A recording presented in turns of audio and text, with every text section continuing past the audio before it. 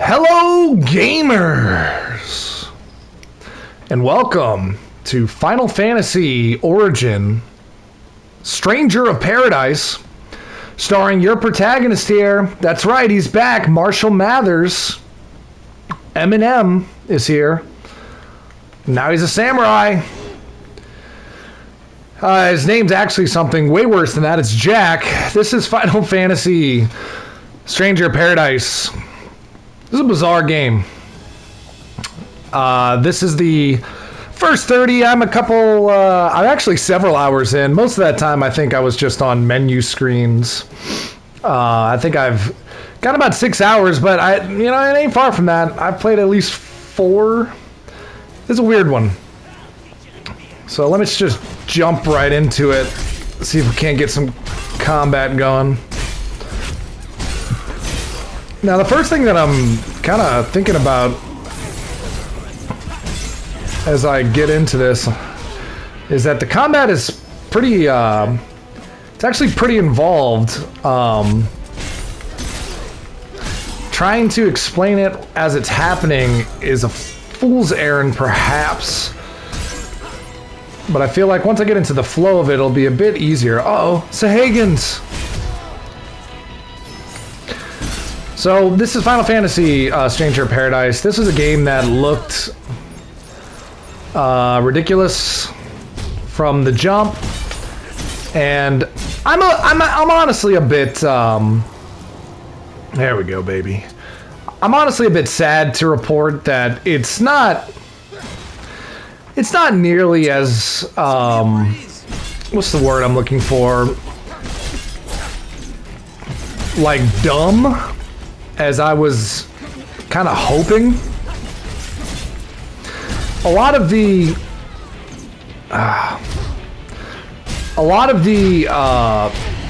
God damn it. The buttons are a little unintuitive, I will say that. And I'm going to be honest up front, I'm liking this game. It's got a lot of problems, or I should say, it's not even so much that the game has got a lot of problems as much as it's a well enough made game. It's it's as good as a game as any nowadays. It's just, I don't know, not fun isn't really the right word. It's fun. It's just not very, I don't know. There's just not a lot going on. That's not really true either. It's bizarre. So let's get into it. It's an action RPG. The basic premise is it is a remake, I'm doing air quotes, technically, of the first Final Fantasy. It loosely follows what little story there is of the first Final Fantasy, and I've played a little bit of Final Fantasy 1, and I'm here in the Pirates hideout, which I remember from early on in the first Final Fantasy. I never got very far in that game. It was kind of a pain in the butt to play. But this is the Pirates Cove. It's basically your second... It's the first real dungeon, but your second major dungeon. This game is obviously an RPG, but it's really more of a looter. There's a lot of loot. And I like to talk about menuing the game. And this one more than ever is menuing the game. So here's our cubes. Everyone in the game is a big fan of cubes. You've got several jobs to choose from in the game. I just unlocked Ronin, which is like the samurai lead up, and I'm pretty excited about that. And so here's our skill tree. The more you use each of the jobs, and there's like 20 something of them. But the more that you use them with your main character, Jack, you're able to unlock new stuff, perks, moves. I'm going to go ahead and unlock Hyakakitsu. Here, I'm going to go ahead and equip that. So I'm going to equip that here. And then I'm going to have Iagiri be here, and then save Jinpu here. So I guess since I'm here, this is your battle settings menu, and this is where of the 6 tallied hours that I have so far after one, night of playing this game, I've spent almost all of my time here in the battle settings menu. This is where most of the magic happens. Like I said before, you get a lot of loot. You can see here, just in that last exchange, I picked up 4 more broadswords. None of which I'm going to equip. But you are just constantly getting stuff, and my inventory is less bloated. Well, here, look, these are all the headgears I have. And to be clear, before I started this dungeon, I sold all of my stuff. I mean, it's just an insane amount of equipment. It's honestly, it's absurd, really. The amount of stuff that you're having to deal with here, and that's really, that's really where that's where the criticisms start to come in. I don't mind there being a bunch of gear per se. There's nothing inherently, wrong with that. But like I said before, you spend. So for every job class, you have to go in and you have to set your equipment for each one. So for example, let's say that I was going to switch from so swordsman is my main, and then you can get another one to switch on the fly. But let's say that instead of Ronin, I wanted mage, for example. You're thinking like, all right, that's cool. I'll be like a red mage. I will have the sword, and then I can switch over to magic. Well, I haven't been a mage, I don't know, in the last couple hours of the game, but you're getting so much loot that all of my equipment with the mage is still set to what I had for the samurai, for the Ronin. The problem is that all my equipment for the Ronin is set specifically to benefit the Ronin.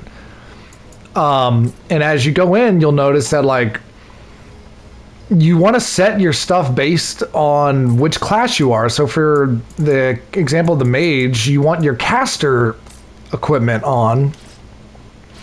But in order to do that, I would have to switch all of my equipment. I would have to switch it back. I would have to switch it back for that particular class, and it just becomes very difficult to keep track of all this stuff. So you've got 4 party members. Main guy is Jack. I don't think you ever play as the other guys, and honestly, why would you want to? But you've got Jed and Ash. I'm going to go ahead and switch Ash in here to help him level up. And then you got the one girl, which is Neon. As of right now, Ash is your pugilist. Jed is your, God, what do they call it? It's like a double dagger wielding class. I forget what they call it. And then you got Neon, who starts off as the sword fighter class, which kind of sucks because I'm also using sword fighter. And so I've got 2 sword fighters in the party right now, which is less than ideal. I'm actually going to take Neon out and put Jed in so he can level up. Neon's getting a little high. As of right now, I haven't been... Hey, buddies. I haven't been able to switch my party members' classes. But I'm assuming that comes in later. All right, so that's... It may seem strange if you're watching this. Like, why is he going out of his way to show us all of these menus at the beginning of this video? Why not, why not show us the battle? We want to see the battle. Okay, fair enough. I agree with you. Barely even worth the trouble. But problem is that honestly, if you want to know legitimately what this game is like, what it's all about, hate to say it, but this game is very much, you're going to spend a lot of time on that menu. Like you haven't even seen the half of it. Webs are everywhere. And honestly, in a weird way, you know, that's honestly the best part about the game. Is the menus. At its heart, this game is a dungeon crawler. Proper. You're not walking around ever. Like, I mean to say, like, you don't walk around the map. The only time your characters will, you know, only time your characters will walk around is in these dungeon screens. And even though you do visit towns, you are not walking around them. You have a world map. It's a literal map screen that I'll show you in a little bit. So you have a block here, and the block and the parries are really important. You can see I parried there. You can see here, big part about this game, ooh, that's not good. That's an unblockable. Big part about this game is man, there's just so many freaking buttons. It's extremely frustrating.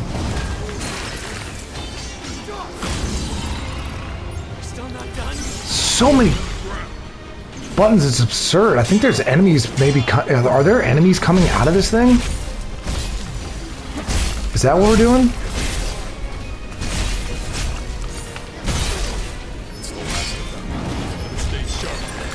Also, as you can see here, the camera often puts you in a situation that is, well,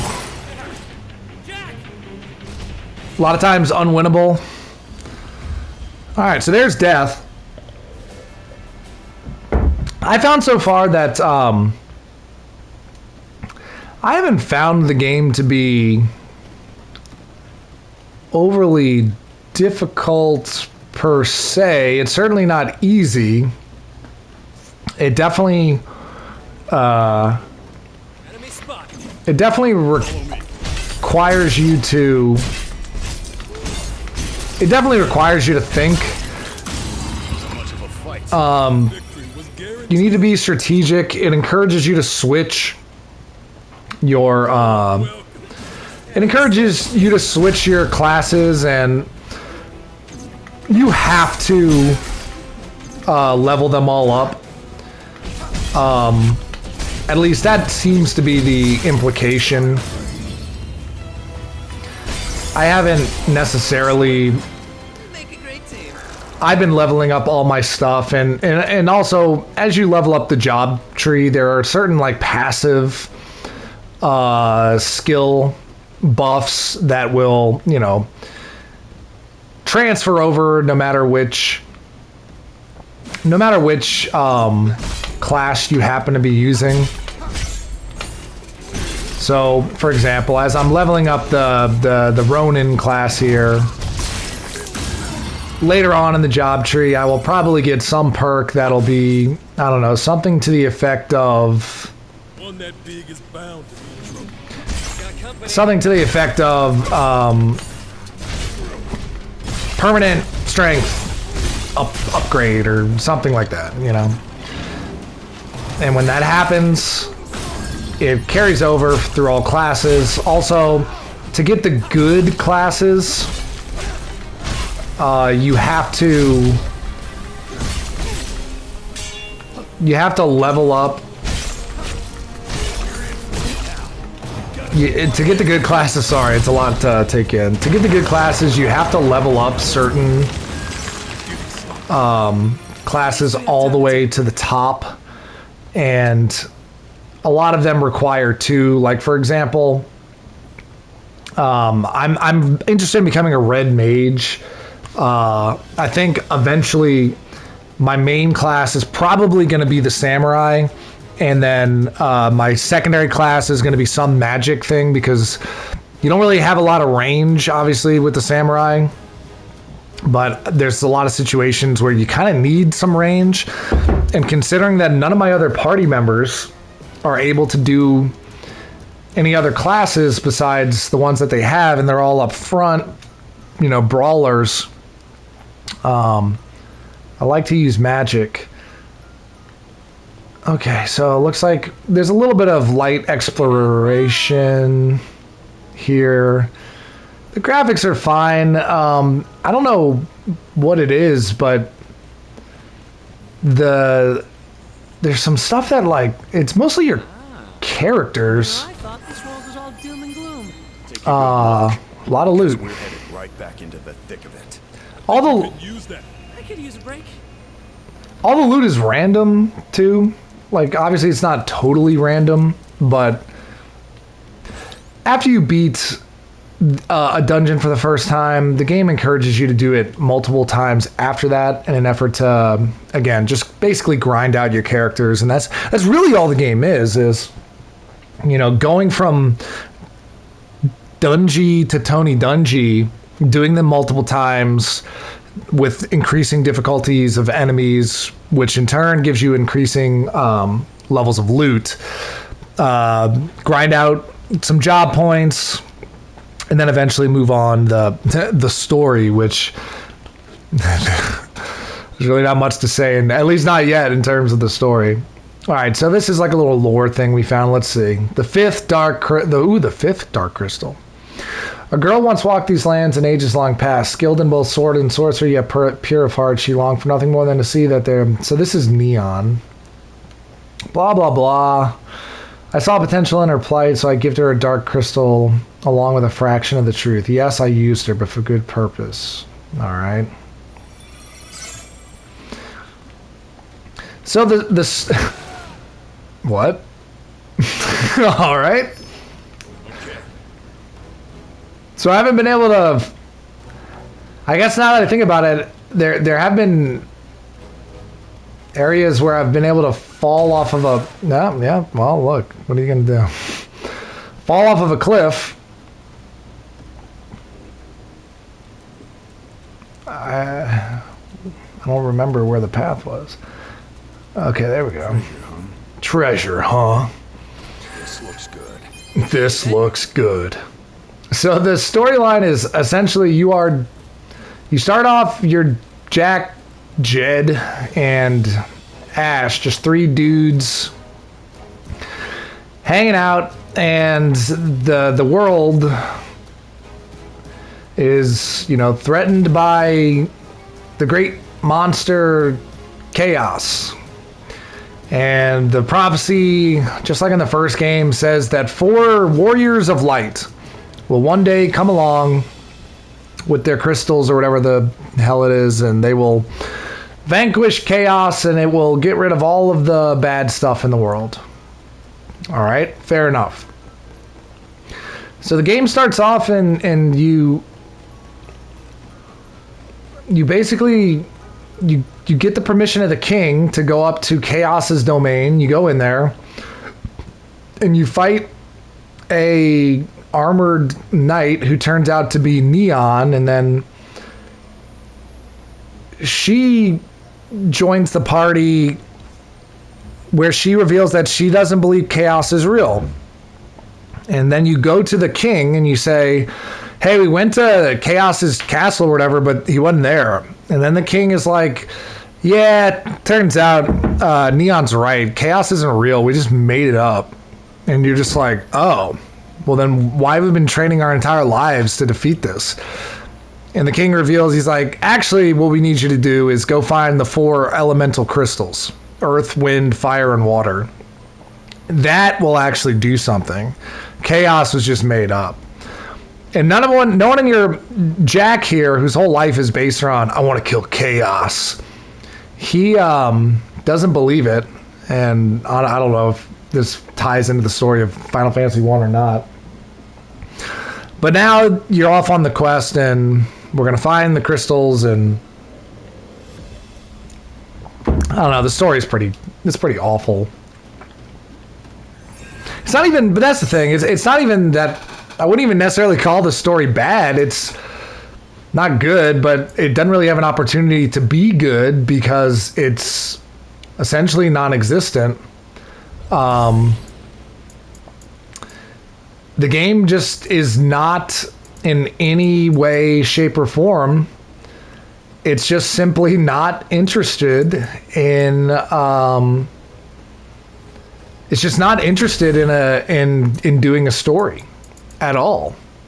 Like, I mean, when you beat a main mission, you will, go to a town and it'll have cutscenes. Like, you will be in the town. Like, they designed these areas. But they don't seem like they care. All the cutscenes so far have just been the most mundane bullshit you can think of. And all it is just a slight reprieve until you get into the the dungeon. The game is constantly funneling you into the action. It's constantly just like, all right, get to the action, which is a strength of it. Like, I don't know what I was expecting a little more story. I mean, the dialogue is extremely on the nose, and hopefully I should be getting to the end of this dungeon here, and we should be able to do a boss, I imagine, and then... So, now let me get into the problems with the combat. You're seeing it now, like... The game definitely wants you to lock on. At least that's what I found so far, I suppose. The lock-on, though, has been extremely hit or miss. Mostly miss, which is kind of ironic considering, but...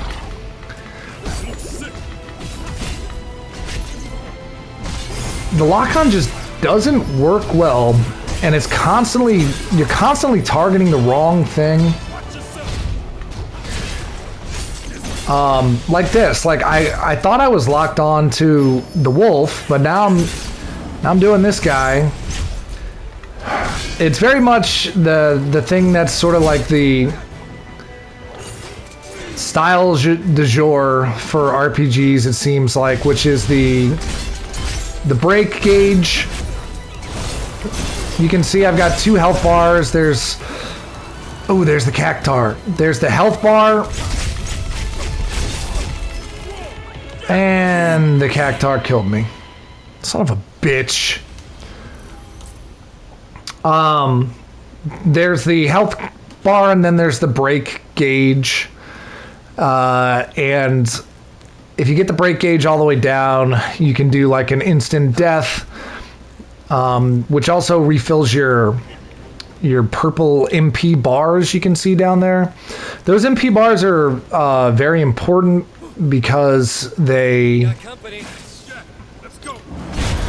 very important because they are what enable you to do your special attacks, which are massively more useful than all of the normal attacks. The problem, and this is where, kind of you gotta balance yourself out here.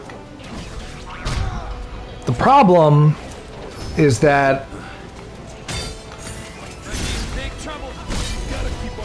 building up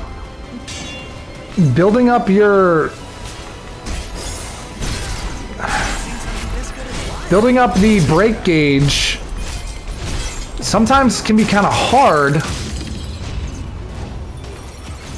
in the sense that sometimes you end up just killing the guy faster than you do the break gauge. And you want to use your special attacks because they're so much more useful than the other attacks. But if you don't constantly do the break gauge whatever thing, the crystal blast thing with the monsters, if you never do that, your MP never levels up. You never get more MP. and then you can't use your special attacks. And then when you can't use your special attacks, Be fine here. I can It- keep going. okay, well, he fell. Whatever. So what happened with the Cactuar? Did he just run away, I'm assuming? It just compounds upon itself because your purple MP bar, when you use it, it lowers the maximum. So the game is constantly like, you gotta break down the enemy's defenses. Gotta break down the enemy's defensive. It punishes you for not doing that. But it kind of compounds on itself where the more that you use your special attacks, the more that it like degrades it, and then you lose your extra bars of it, which then makes it harder to break down the enemies, which it makes it to where, I don't know, you end up managing your mana bar more often than you do just fighting the enemy. Or at least that's what it feels like.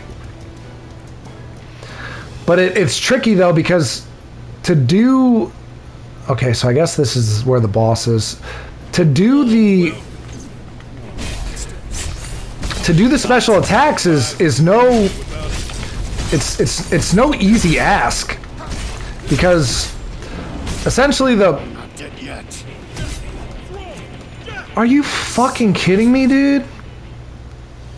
Also, your party members are worthless. Let me just throw that out there. Oh, come on, dude. I gotta do the whole goddamn thing again. One good thing I'll say about the game is that they at least had the wherewithal to... So when you die and you go back to the checkpoint, the cubes... it at least has the decency to not take away the experience that you gained. We got company. Let's knock him down. Going to Super Saiyan here. They at least have the decency to not take away your experience gains that you had.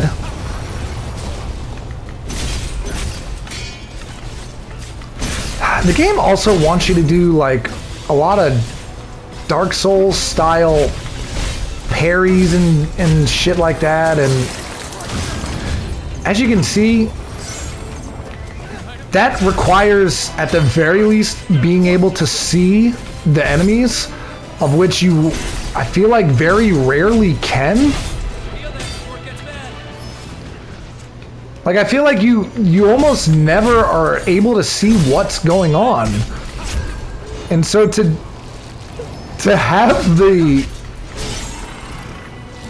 have like the timing necessary. See, like, that guy came from behind. How am I possibly supposed to time out the button press to do the parry when half the time I don't even see where the people are coming from? Don't stand a chance. See, like right here, like you just can't see. You also have your break gauge, which is that yellow bar right there. So when you hold circle, that's how you do a parry. So you have to do that little number. And it's cool because when you do it, you're pretty much guaranteed to get the block and the parry. But you have to, every time you hold it, you can see my yellow bar goes down.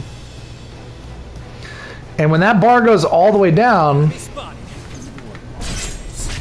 That all you got? Let's nip see, do a little parry there. There's the lock on once again, setting you up for failure. So when you do the It's ever easy. when you do the parry and if you get hit when you're We'll be surrounded and I don't know, break bar or whatever they call it. use these rocket If you just sit there and you hold it, you will get got, as they say, because the game massively punishes you for having it run out, and enemies will basically kill you in 1 or 2 hits at that point.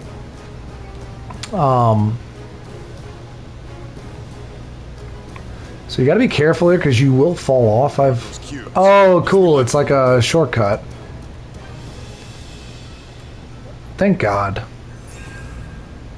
Let's upgrade one last time. The boss is definitely going to be on this pirate ship, and then hopefully we get some. Oh, I can unlock Samurai. Nice. You can select advanced jobs from the battle settings. They can use more. Hell yeah. The Mikio Sisui. Alright. So battle settings.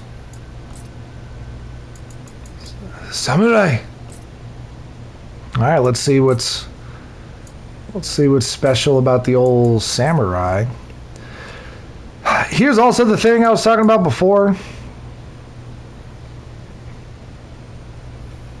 Ooh, that's a purple. Which is that you are having to... So, like, all I've done is... You know, just played the game normal. But now I'm having to go through, and I'm not really looking at it because I'm just really focusing on, all right, which one of these. So you can see the next to each item is the job affinity. And I'm not 100% sure exactly how it works, but I think I get the idea that you want to put as many of the certain job affinity as you can. Because when you get, for example, these are all... Wait, are these samurai? These are Ronin. I guess it doesn't matter.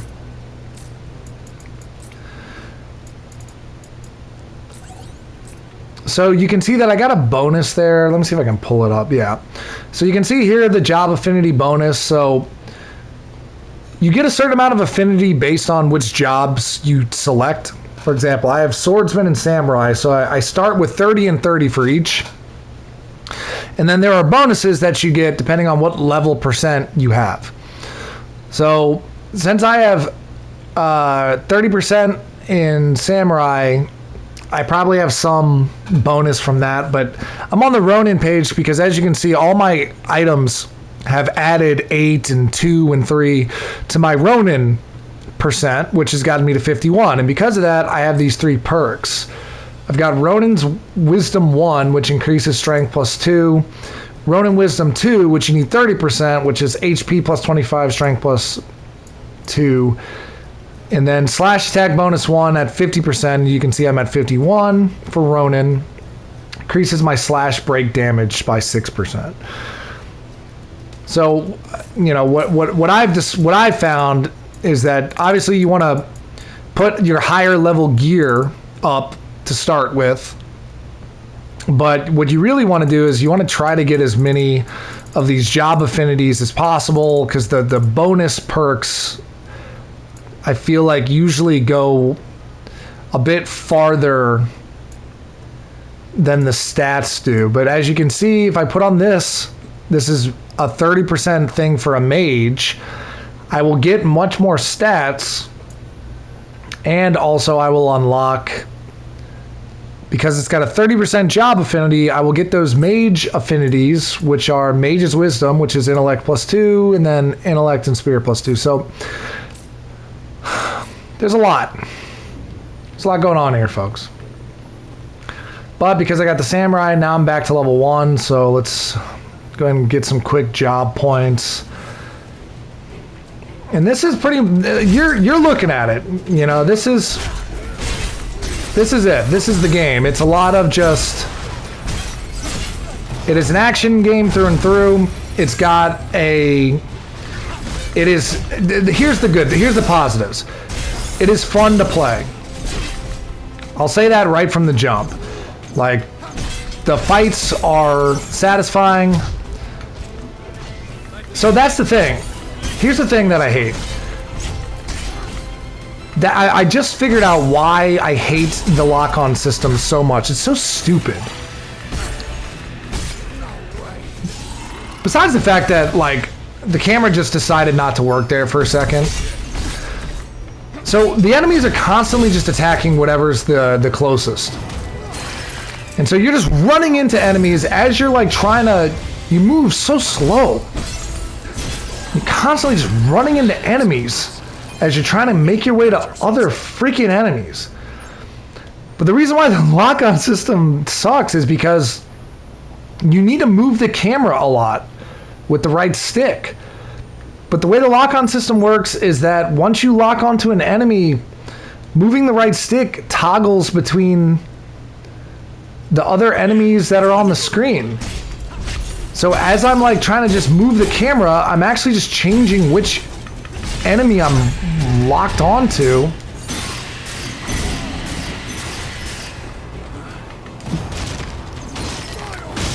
And so what you end up with, obviously, is just constantly switching.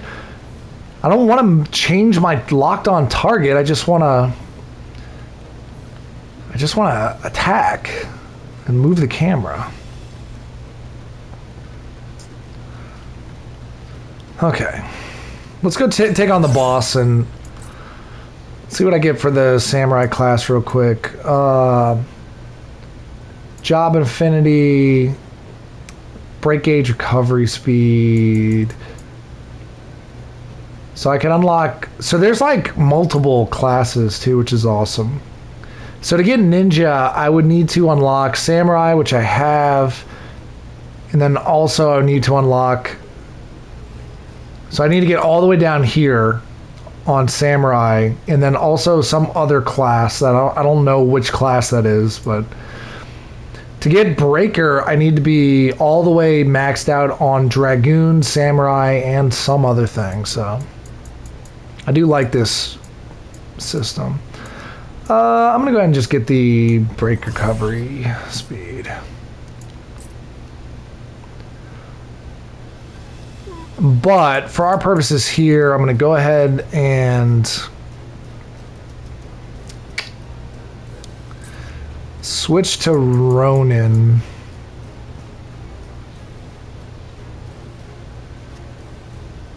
I guess. I don't know, it looks like samurai might be... Yeah, let's try samurai, who cares? If it doesn't work out, it doesn't work out. Cop a quick save, just in case. Alright, let's go. Alright, I forgot about that. Let's go see what's going on with the boss.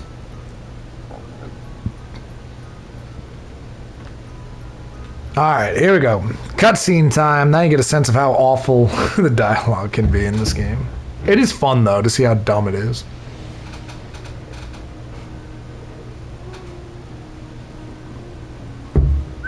That's humbug.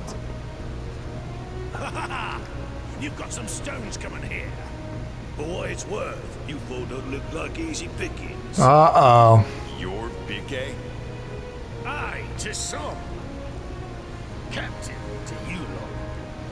We're looking for the crystals. We're looking for the crystals. But I guess he's dead. Looks like you have the run of the town now. Aye, that's the world we live in, where people have to turn to pirates for guidance.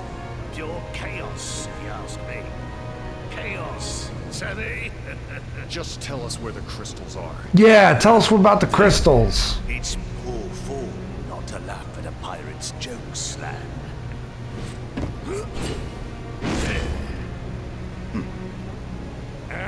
Bullshit.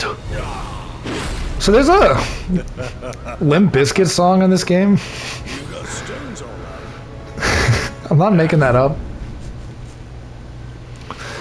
Alright. I found the bosses to be not overly difficult.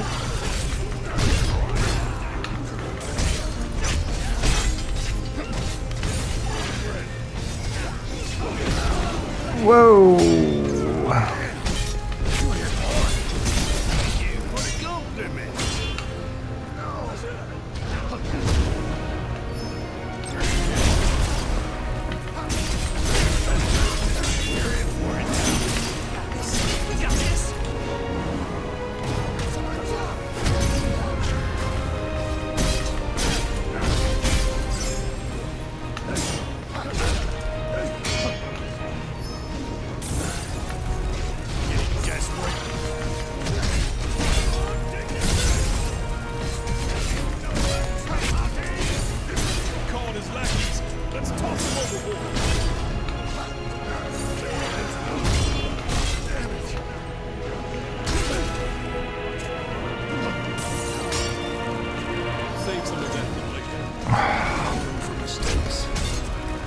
I always forget that I actually do have attacks with the party members. You just never really feel compelled to use them. So I think the main thing for me is that you... Oh, watch out!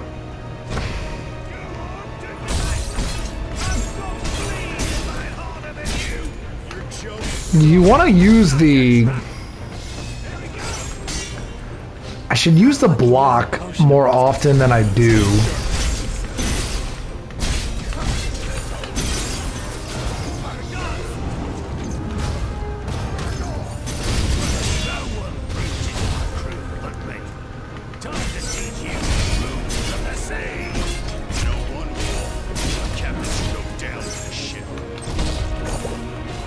Oh shit.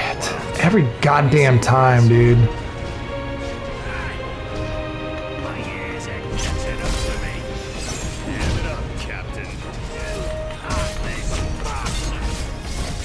Have you no mercy? Got him. Take that, cat.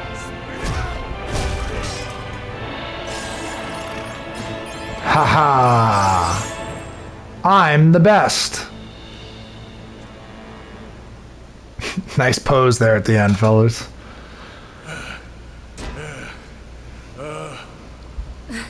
That's enough. That's enough. There ain't no ships left to plunder or booty left to steal.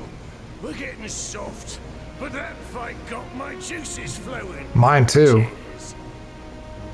You want to know about crystals? Astos is your man.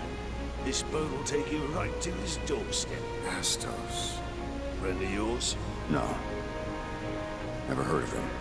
Calls himself King of the Dark Elves. Not elves, mind you. Dark elves. I know, you just said dark. Depends on who you ask.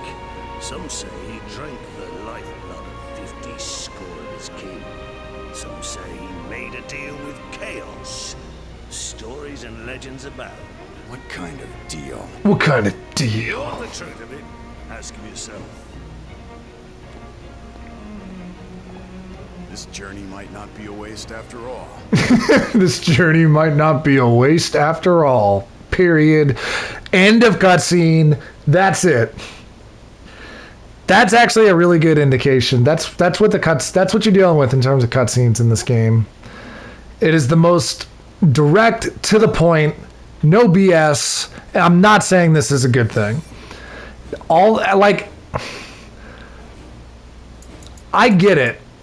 They're like, we don't want to bog everyone down with auto dismantle can now be enabled. Okay.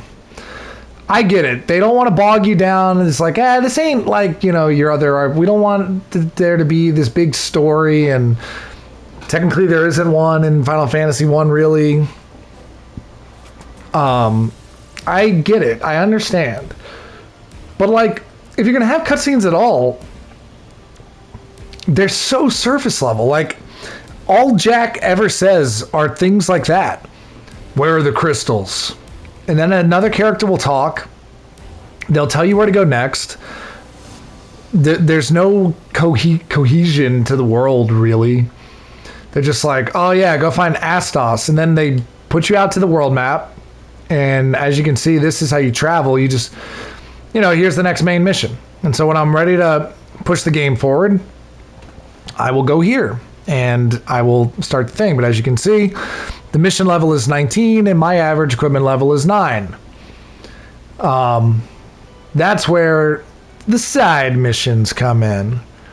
So with the side missions, I can go back to the first dungeon, the Chaos Shrine, which is level 5, and I can grind there. But then they also, every area has at least one, and I'm sure more will come up, side missions. And this was the one that I grinded on a lot. And it's the same map every time. It'll be different enemies. They'll be more difficult. Sometimes they'll put you on another side of the map, which is fun. and it'll mix it up a little bit. Like in some side missions, you'll have like paths open up that weren't open before, little stuff like that. But for the most part, you're just going through the same map, and that's kind of the loop. You know, you're just going through. You're unlocking more areas to go through. You get more loot. You power the loot up. You power your jobs up. Grind it out, and that's it. I mean, that's the game. It's not a bad loop. It's fun to play. It's, you know, this is one of those games that's sort of just like it is what it is. I don't know if I recommend it yet or not. I mean, I guess no. I don't see how it could possibly. I think the thing is, though, is that if it was a bit more breezy, like if you moved through it quicker, I think it would honestly go down a little bit easier. But see, like the next thing that I'm going to do is spend a lot of time going through all of these menus because I have to update my equipment for every single character from all the stuff that I just got. And then I got to go to the smithy, and then I got to break down all the stuff to get upgrade materials, and then I got to go back to the smithy and upgrade certain aspects of my gear. It's just like a lot of stuff like that. Here's the talk section. This is ridiculous. So you go to talk, and then you can talk to certain NPCs, and so it pulls this screen up.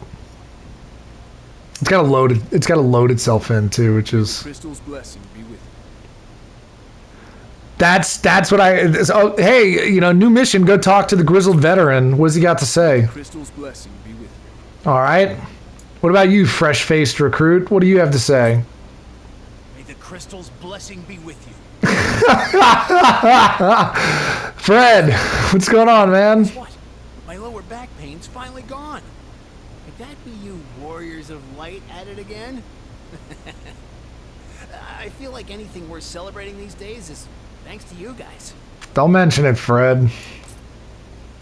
My children were putting on Act 2 of the Warriors of Light, but started throwing a tantrum because of their empty bellies. Ha ha ha ha. I wish you could have been there to see it. I'm sure you'd agree.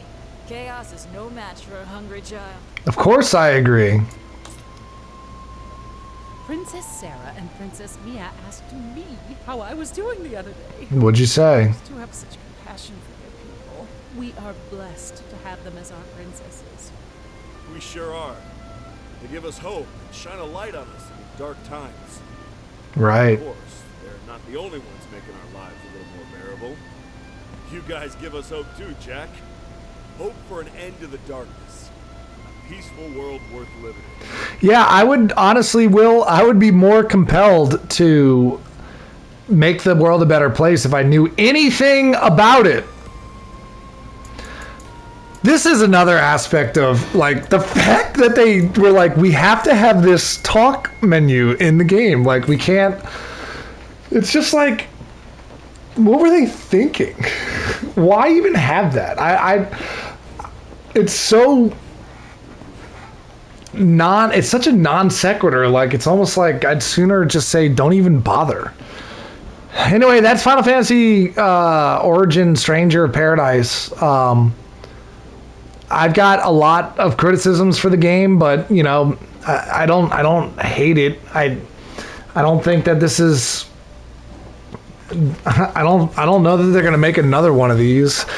I feel like this game seems like it wanted to be a Muso. You know, this game seems like it wanted to be the. You know. What is that game called? The Final Fantasy Warriors, like you know, Legend of Zelda Warriors, Hyrule Warriors, Fire Emblem Warriors. Like it seems like it wanted to be one of those, I guess, which would have been great. That makes a lot of sense, especially if you're going to do the thing where you're like, all right, well, we'll do Final Fantasy 1, and then we'll do shit. Who cares? 2, 3, 4, whatever. Just do the first 5. Or something. I don't know. I mean, if you're getting that far, then that's not nothing. But it doesn't. I don't know. Maybe there's more to it, but that's it. There's your first 30. look at this thing. That'll do it, boys and girls.